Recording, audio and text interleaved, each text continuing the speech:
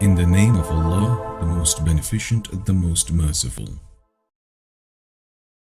Assalamu alaikum. My name is Emilia. I'm from South Africa. I moved to the United States in 2007.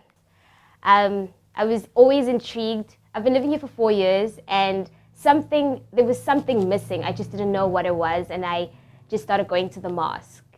And I was there every Friday, but I still had questions. There wasn't anybody in the mosque to answer my questions, because obviously everybody comes to Jummah prayer, and after that some people have to rush back to work. So I didn't really know who I can talk to.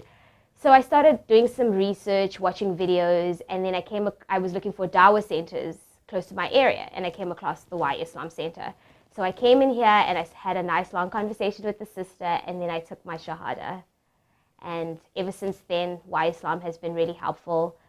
They offer Arabic classes online, so you don't have to come in every day. If you have a really busy schedule, you can just log in. And they also offer start beginners classes for new Muslims, which has been really helpful. And they have it's like a family, because when I found out that my father had passed away, I actually called this place first, and I came here and I spoke with the lady upstairs. So they've been really helpful. I feel like a new person. It's definitely, my life has changed a lot, which has been good. I obviously pray, and that's been very, very helpful, especially after my father passed away. I remember the first thing I did was I prayed, and that helped. It was like a soothing, a comforting thing. That was the hard part, because obviously, my mom's Christian, and she also has her other traditional beliefs. So she didn't really understand why I took it and why I became Muslim. But she's now eventually starting to understand. And I had told my dad, mashallah, before he passed away, and he was just happy with it. He was always just about, you have to pray. But my mom was hard to let her know, that, because people, obviously the first thing they're going to go is oh, it's a strict religion. Why would you do that? But, every religion is strict. That's how I see it. I think the challenges that I faced after taking Shahada was, I was always a little bit, how can I say, not confident when I'm saying the Surah Al-Fatiha, when you're doing the Salah and you're praying, because you're oh my goodness, am I saying these words correctly?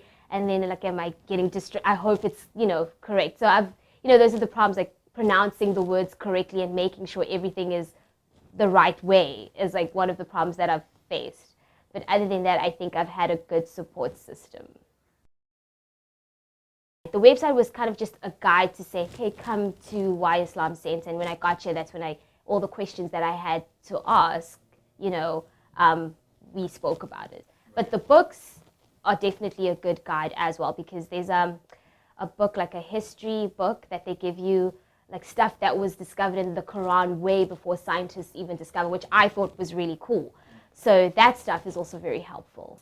The video is very good, because the video starts off with a story about the Prophet Muhammad. So that helps you understand how he got the Quran. And then the video shows you a step-by-step way of how you should do the Salah, how to do wudu, which is helpful, because I think visual helps you instead of just reading it. It helps you to keep up to date with how you should do Salah and how you should do wudu if ever you get lost. And then they also give you flashcards. So when you're praying, you can put the flashcards on the floor, and if you don't understand it, you can read until you finally get to memorize the Surah Al-Fatiha. But until then, you have pictures right next to the flashcards to show you what you should do. So the visual helps a lot. I would, if you're looking for information and not sure yet, I would say still look. But also it's for me personally, how I felt is if you're sure about something and that's the path you want to follow, I think you should take your Shahada and then follow the steps of being with people that are going to help you and guide you through it and stuff. Because if you are not, if you constantly just looking, you will never fully understand. That's how I feel about it. That's I've always, because I come from a country, South Africa, where we've had Muslims, and you catch a train or a taxi with someone that's wearing a hijab, and it's not a problem.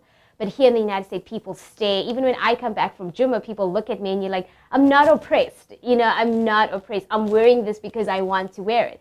After taking my Shahada, though, then I noticed that, oh my goodness, a lot more things are happening that is not that is not right, that I feel is not right. I think everybody has the right to practice their religion. But I mean, in America, I feel for some reason they don't give us Muslims enough freedom to practice our religion. It's like you always have, you like just can't say, oh my God, am I going to get stopped at the airport? Am I going to get stopped at this place? So it just makes you feel a little bit like worried. And after I took my Shahada, I read this article actually where there were, I guess, what happened in Newark with the Muslims in Newark. And I was like, that is not fair. Like these, you have students that just want to be together and discuss, Islam. And then all of a sudden you can't really do that because you don't know if you're being watched or, so it's very interesting, the dynamics. My response is that I think people have misinterpreted Islam, because the more I study about it, it's the more I see that it actually is a peaceful religion. But people have misinterpreted what it really is about. People just are assuming without really knowing about the actual religion. So